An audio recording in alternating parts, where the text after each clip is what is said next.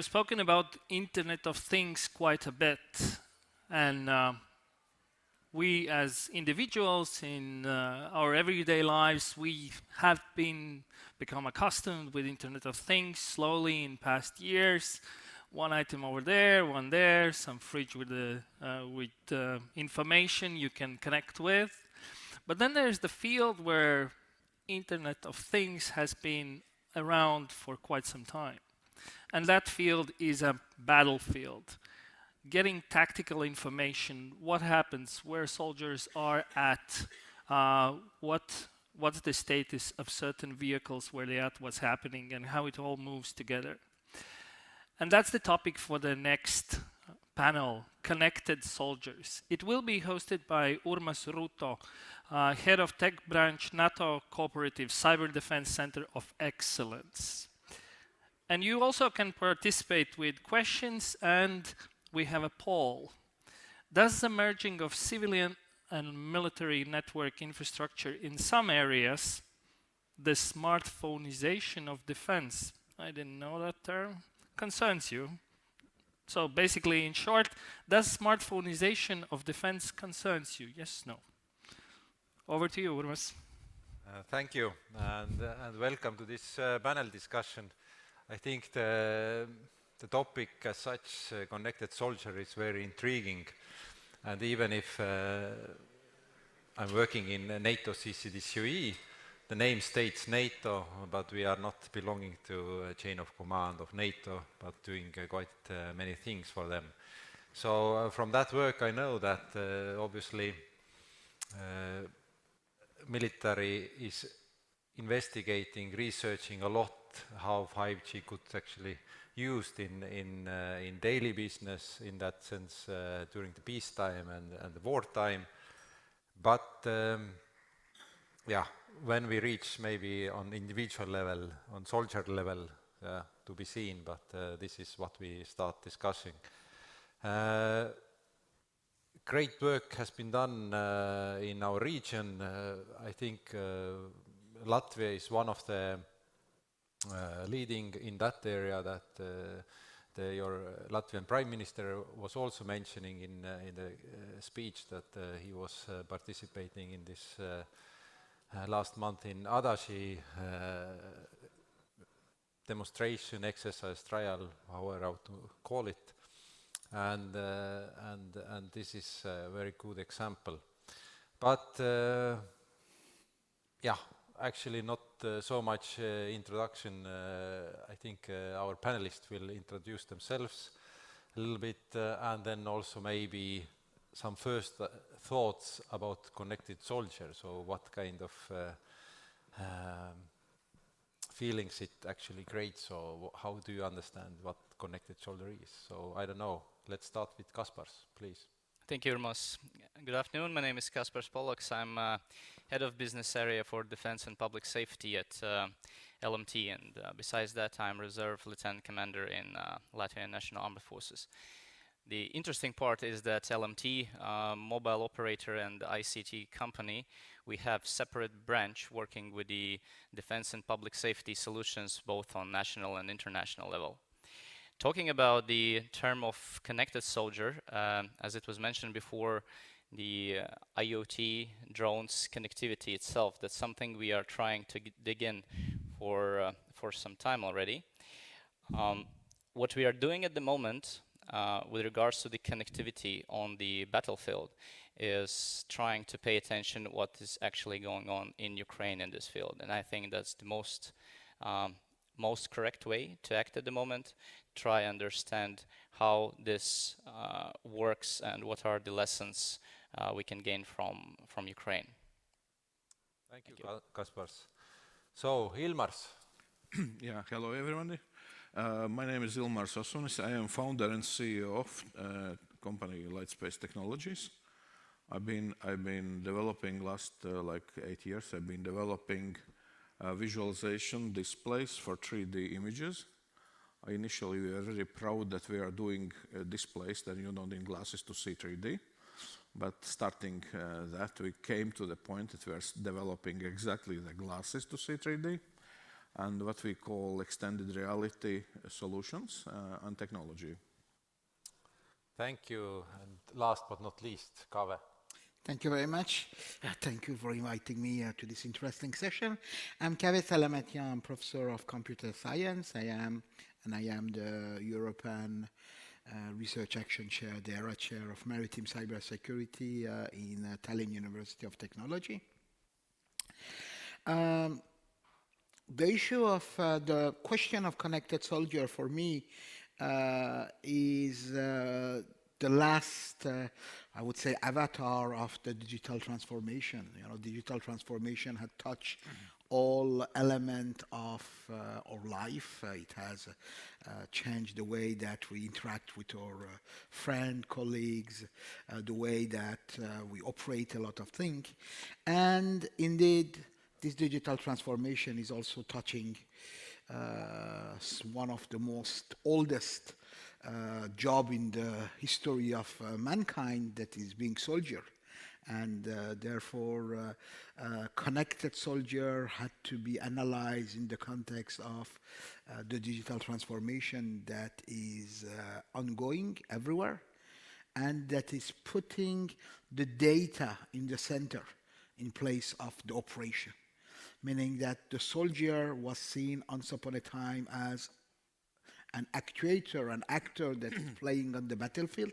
Now it's more and more seen as something that is gathering data and consuming data in order to achieve his missions, and this is what makes the discussion quite interesting. Thank you. Thank you for this introduction, and let's try to dig into the topic. So, Kaspars, as you are working at LMT, so what kind of role a commercial operator could have in this context?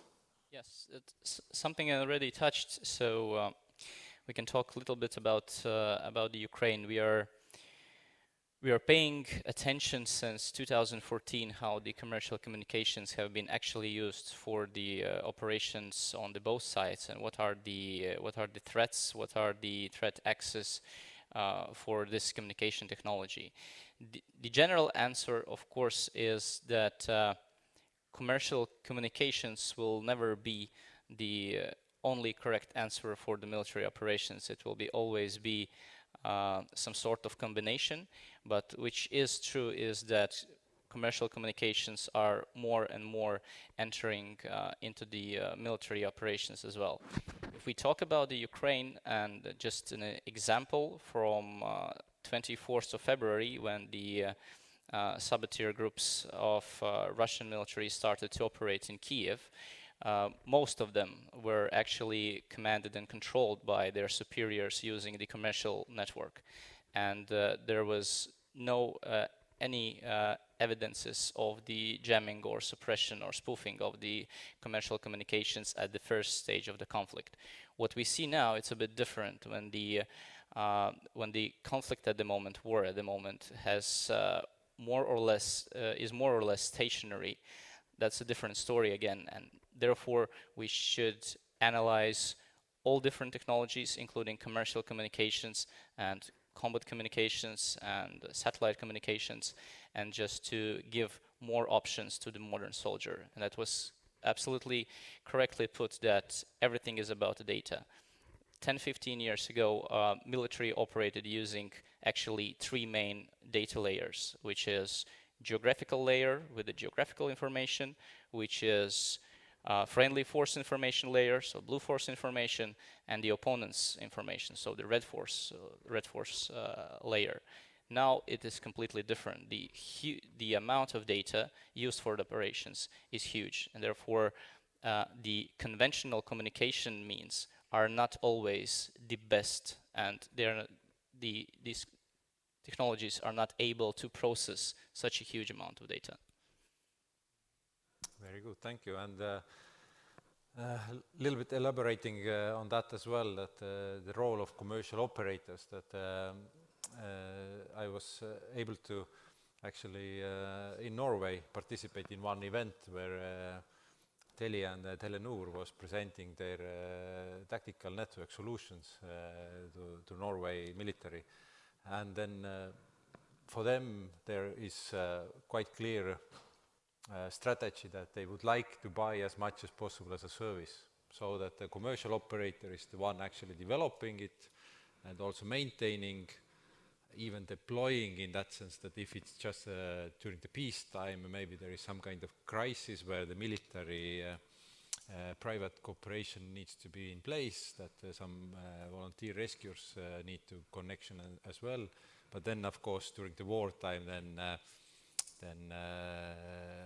the military guys needs to deploy the networks, obviously, themselves. So any thoughts about that one as well, that how much really the mobile operator could actually do here and how much military guys should do themselves?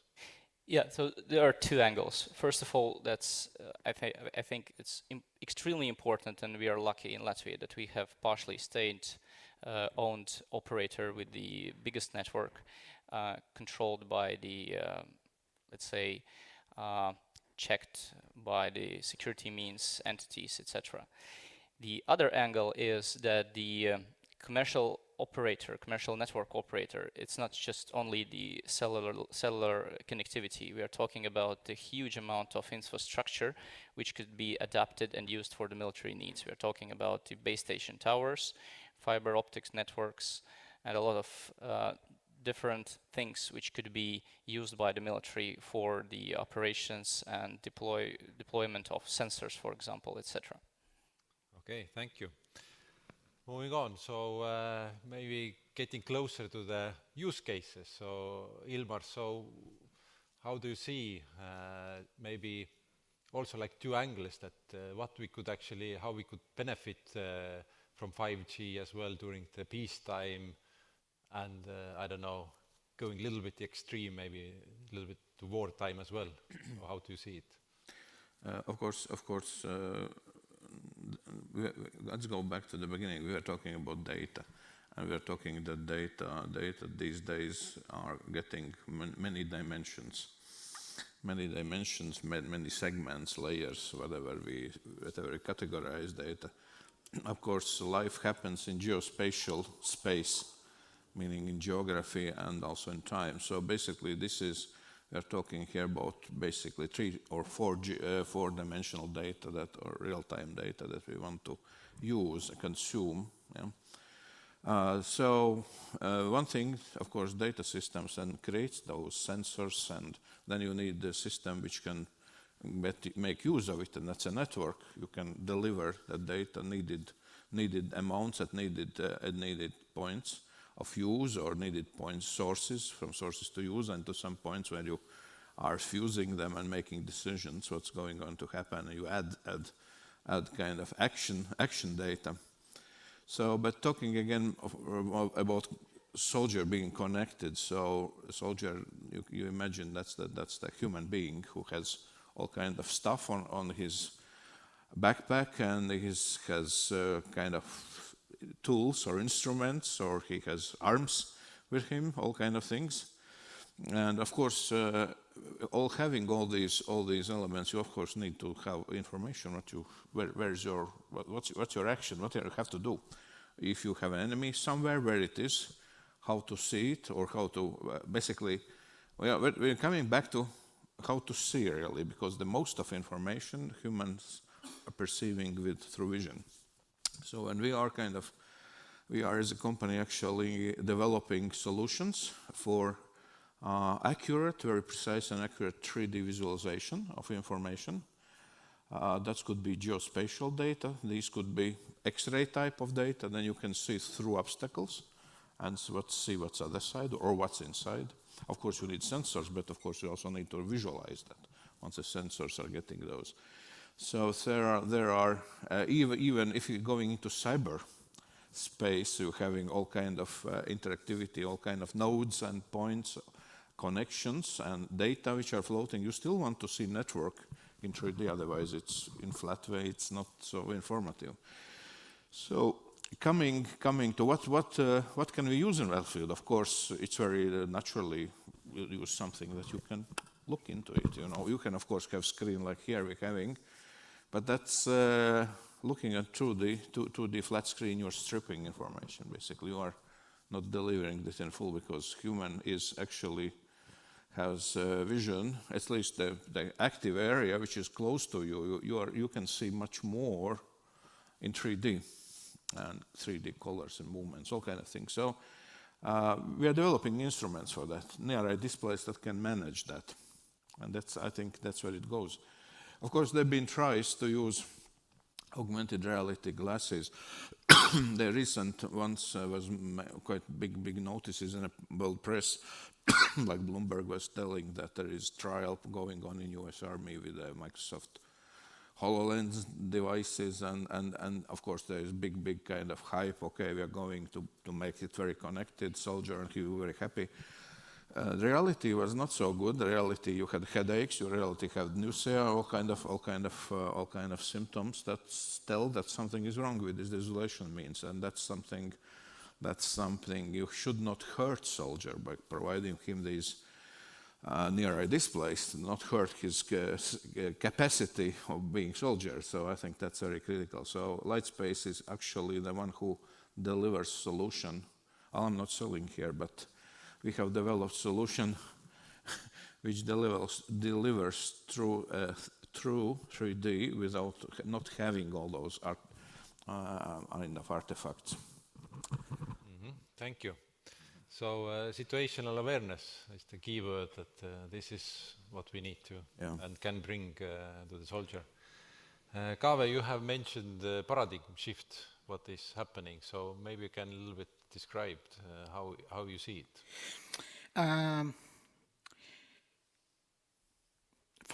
As I say, soldier is one of the oldest jobs that exist, that has existed permanently over the history, and there are some constants that exist in the operation of a soldier, and the constant is that he is putting his life in balance, and he has also a lethal capacity.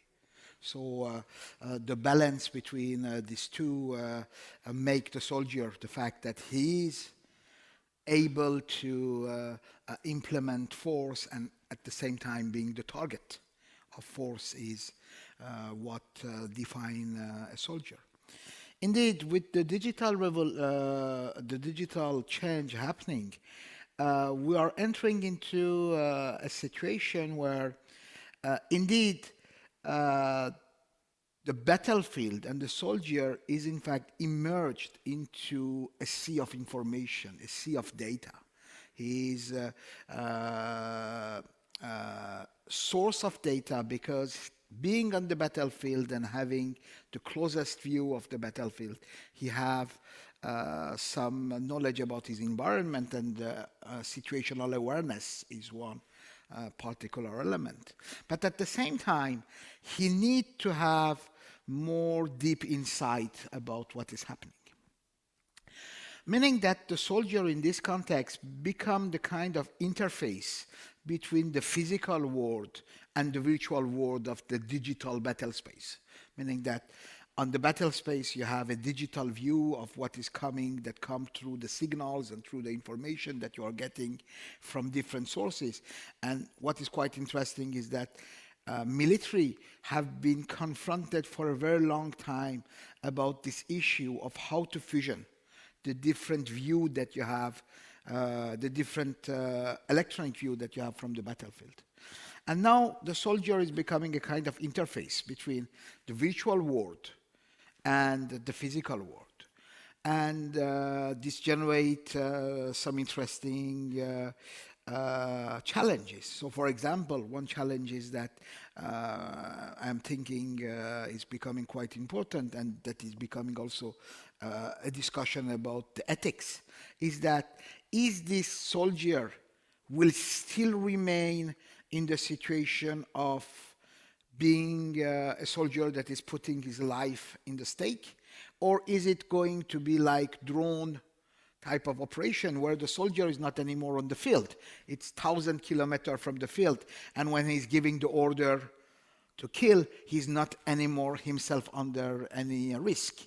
this generates some kind of ethical issue for some people, for some thinker that work about that. But the other ethical question is that who is going to give the order to fire?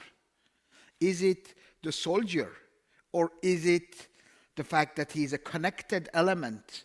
Would we have the possibility from outside to give the order to fire about this? So these questions means both from the strategy and both from the technical operator, but also people that think wider about the issues of war, to think back and to step back and go a little deeper on what it means to be a soldier and what means war in connected space. And for this, sometimes science fiction is one of the best source of inspiration that you can find. Yes, thank you. So yeah, we didn't actually start defining the soldier in that sense, that is it really in the future like a human person or is it a machine? And then if it is a machine, that okay, there can be also like if you state that the operator is 1,000 kilometers away in totally in different legal grounds as well. So there is so many legal issues as well that can be raised. But yeah, interesting discussion. But now, when looking a little bit also ahead and what is happening maybe in Ukraine, so Kaspars, maybe you can elaborate a little bit, like if you see that, is it, what is actually more valuable for this connected soldier there? Is it more like a traditional mobile network with towers and antennas, or is it actually even satellite yeah, we see in Ukraine that this has been quite valuable. So what kind of deployments, developments are needed here as well? Yeah, so from my personal experience and from the history, the communications on the battlefield and the military communications itself, the general approach has always been the more different options you have, the better. And that's actually what we see in Ukraine, because every soldier in Ukraine on both sides have a smartphone. So we are talking about the smartphoneization, right? And I think the LMT has been one who has started to use this word. But that's true. The most of the battle management systems used in Ukraine at the moment from Ukrainian side, for example, Delta, Krapiva, etc., they are operated on the Android tablet or Android phone, whatever.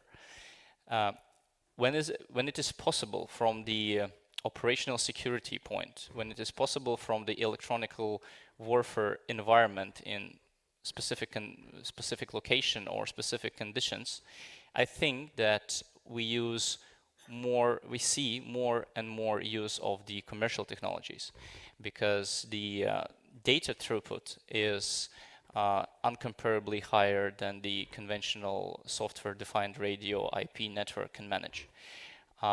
When the operational conditions are different, when there are different threats, when the electronical warfare assets from the opponent side are in place, of course you go to more restricted communication means, and you end with the radio silence, communication silence, whatever.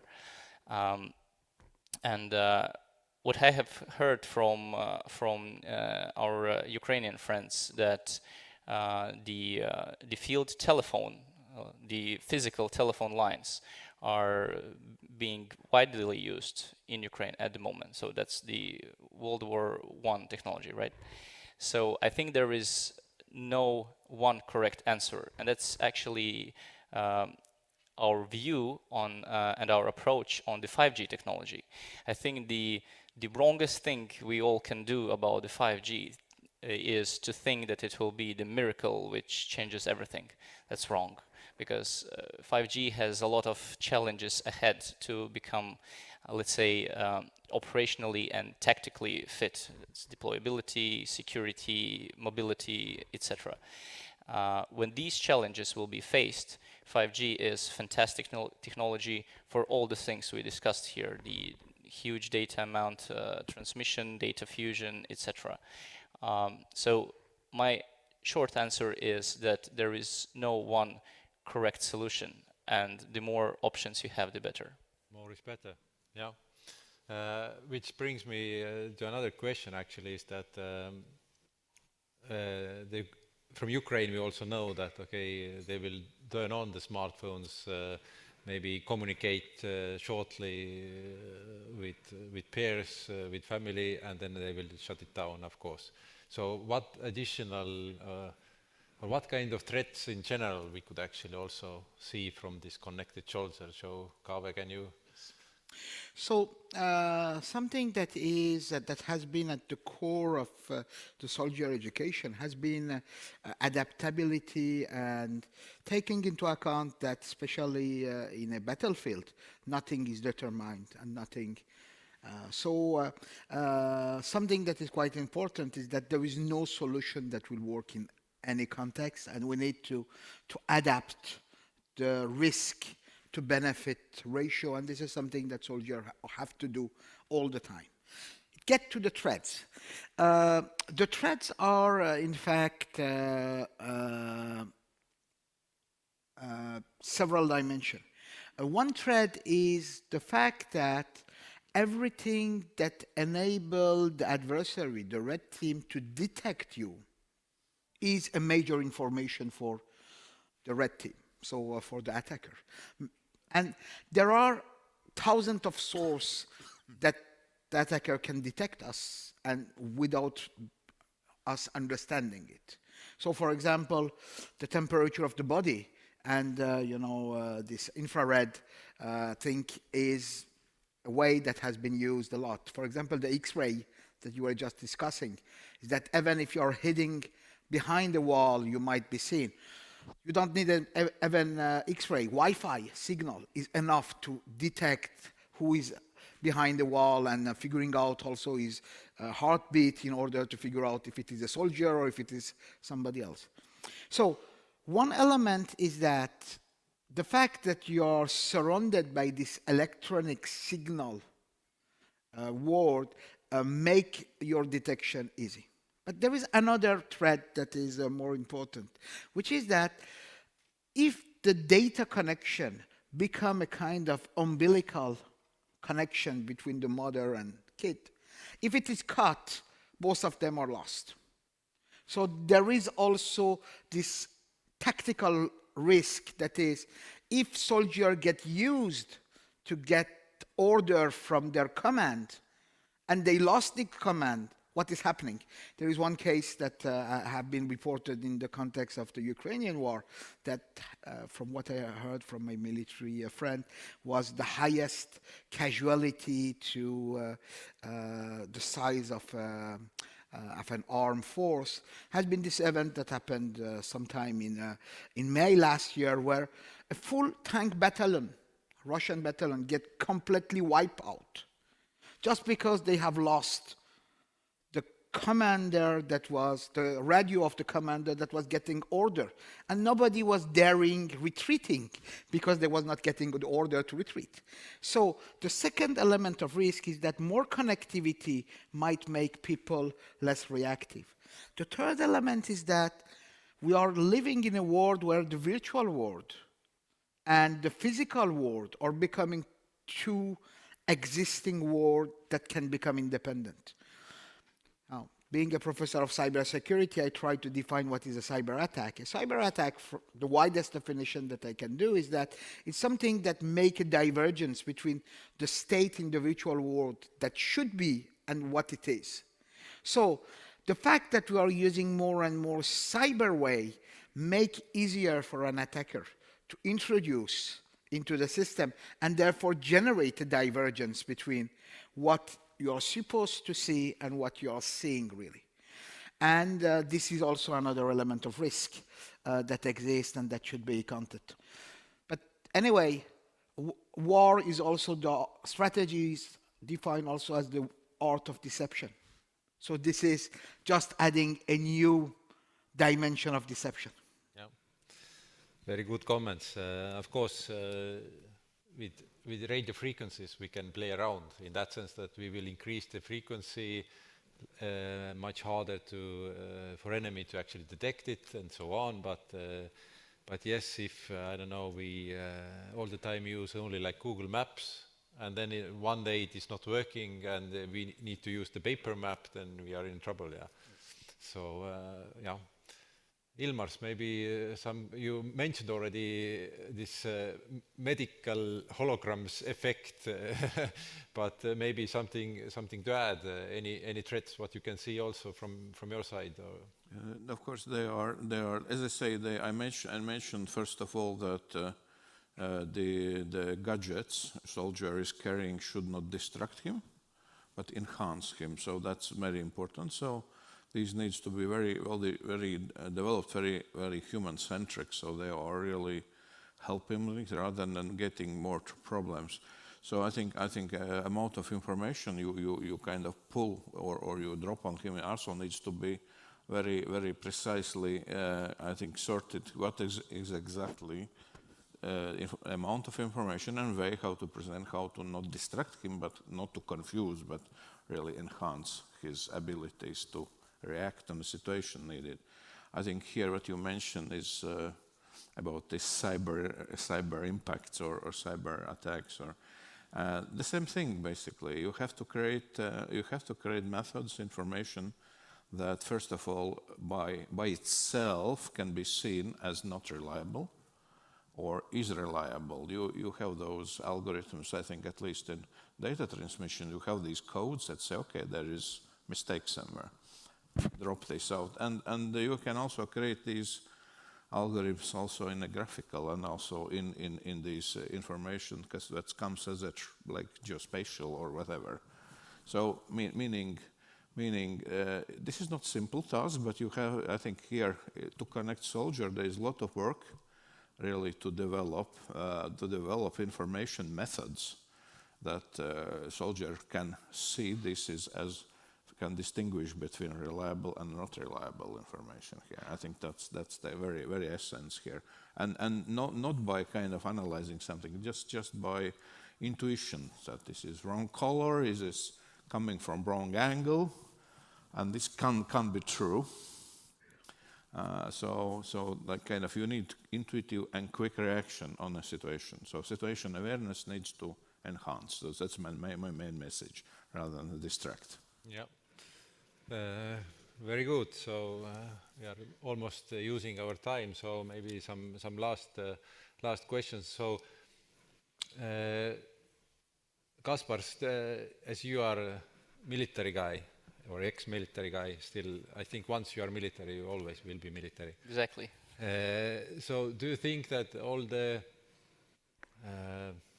kind of like a traditional ways to also like command soldier and so on will actually need to be changed once all the soldiers will be connected? Let's assume at least that every soldier will be connected and they have like two ways communication means available. So how to kind of orchestrate all this? Yeah. It is a great challenge, and talking about the change, actually change is already ongoing. West has changed, Ukraine's army has changed as well, and we can see how the command control has been conducted in Ukraine army and how it is done in Russian army, and that's huge difference, and we see the results. Talking about the vision that every soldier will be connected, I think we will get there. And the paradigm shift, which we already discussed, is in a mean that let's say again about the history. Some years ago, Second World War, the battalion was the lowest operational unit everybody discussed. Nobody talked about, company, that's nothing. Today we are talking about the value of a single soldier on the battlefield.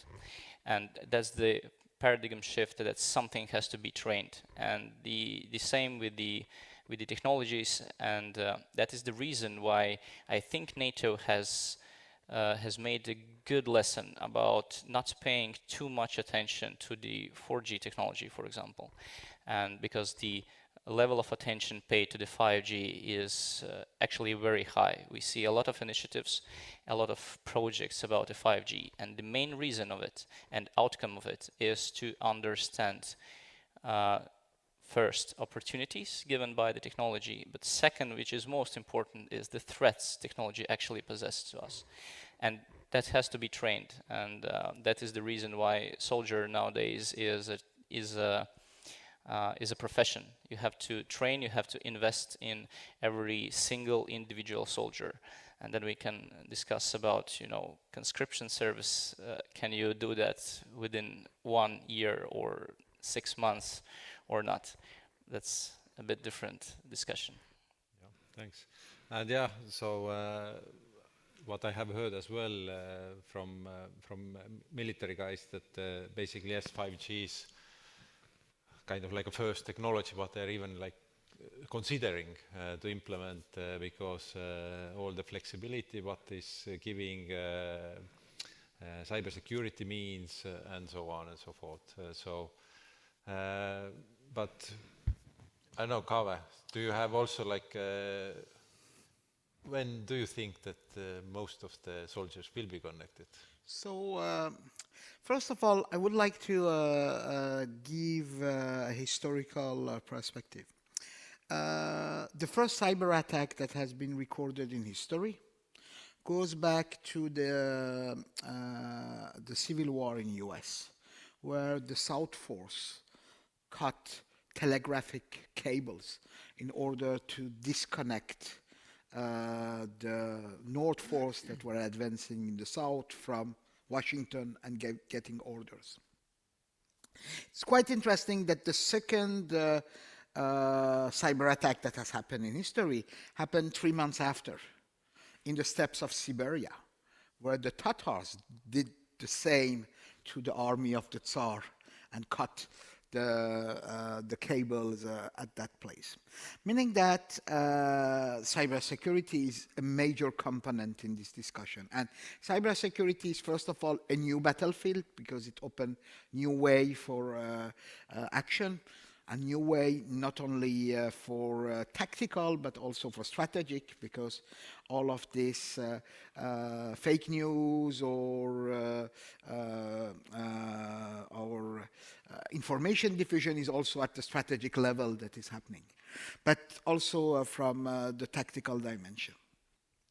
Now, something that is quite that make 5G quite interesting is that for a long time, military used to have their dedicated communication system, and it was a huge amount of money and a huge deficit generated by the armies.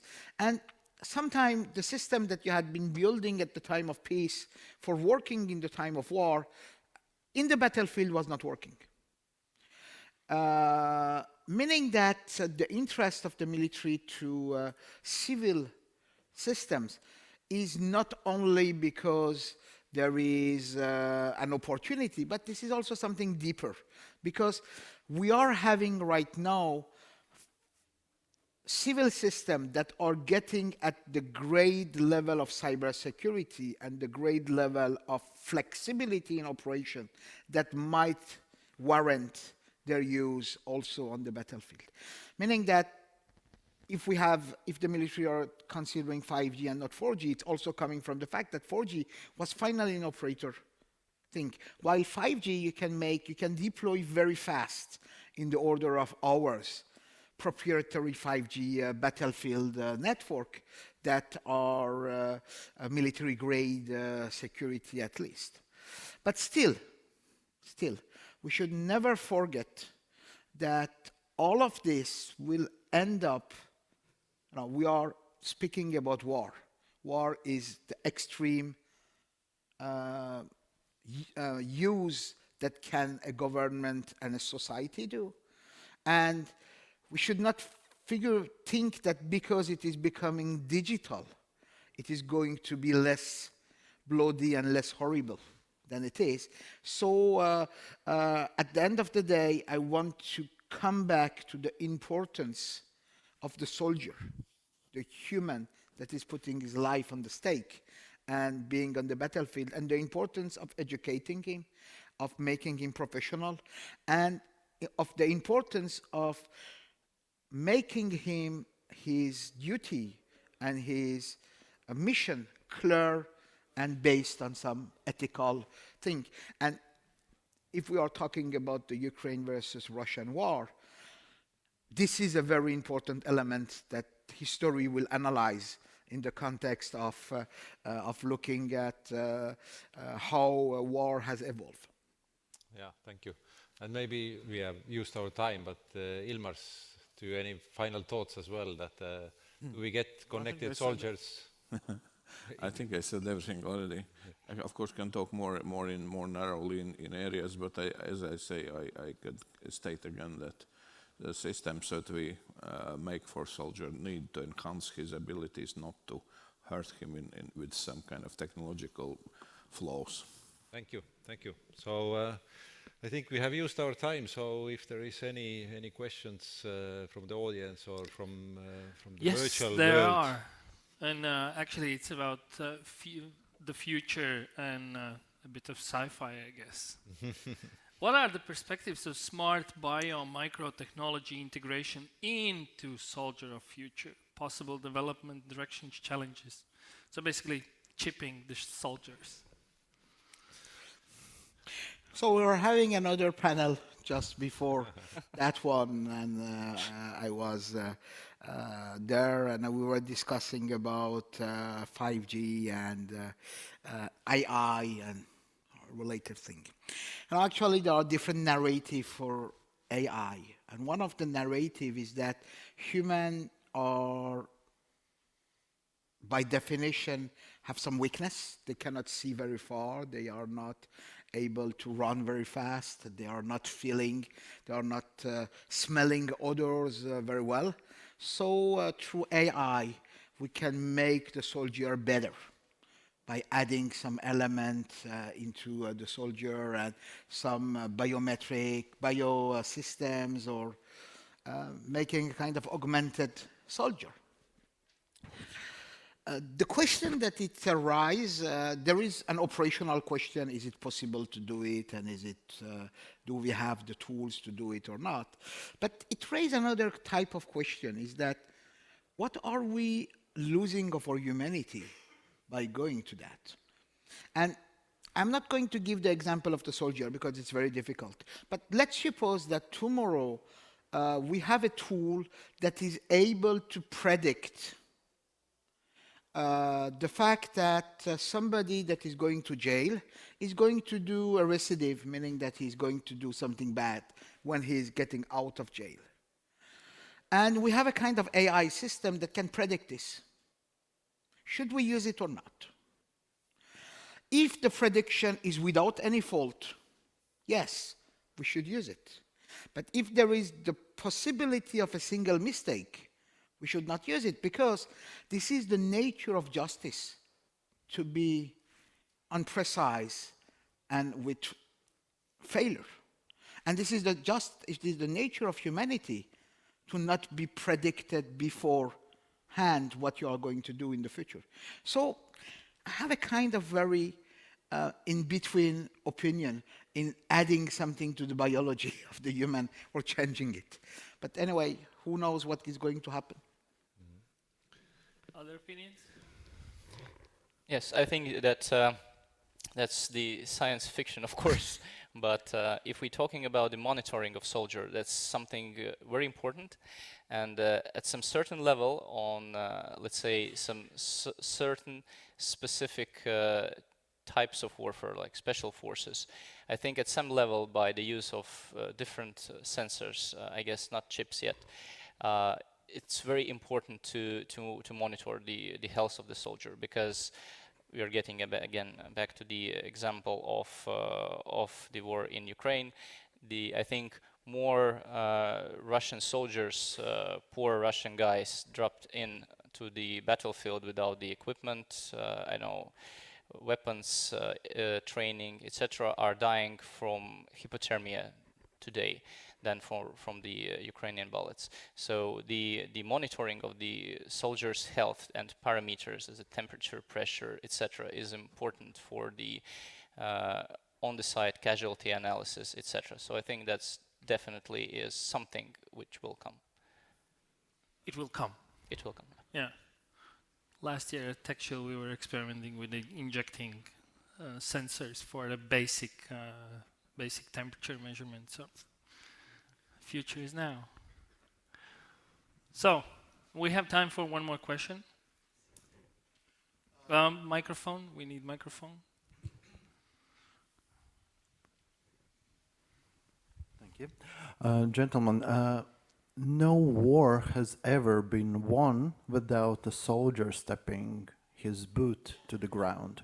How you could elaborate on the way that the battles happen 1,000 kilometers away, but still we need that last mile of the connected soldier. So, your take on that, how you would describe it?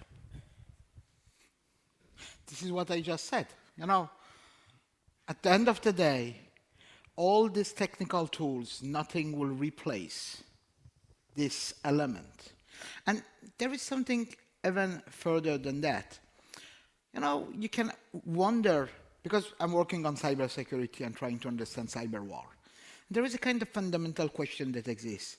Is the essence of conflictuality in cyber war different from the essence of conflictuality in normal war? And if we get into the fact that the essence is the same, at the end of the day, as you say, it's a question of practicality. Now, past war that we had in the past 20 years taught a lot of things, especially also to NATO countries. For example, the Iraq wars shows that even if you might think that you don't need to have people that are speaking all language, but if you want to invade the country and you have no translator, it's not going to work. Now, very simple questions like that. And you see, for example, that the British had one translator per 20 soldier. The American had one translator per 500 soldier. And the outcome of this was seen on the ground. So it goes back to human element. And as you say, finally, you need somebody to put your flag on the place and said that this is my territory. Yeah, I could agree that this is needed, and hopefully Connected Soldier has this translator somewhere. Indeed. Hopefully it works and is not ambiguous. So, thank you, panelists. Thank you very much. Thank you. Thank you. We also had we had that poll where we asked question, what do you think about smartphoneization and merging of military and civil networks? And 69% were like, okay, good enough, but 31 was, no, it's not for them. So, all right. Good to know. Good to know. Thank you. Thank you.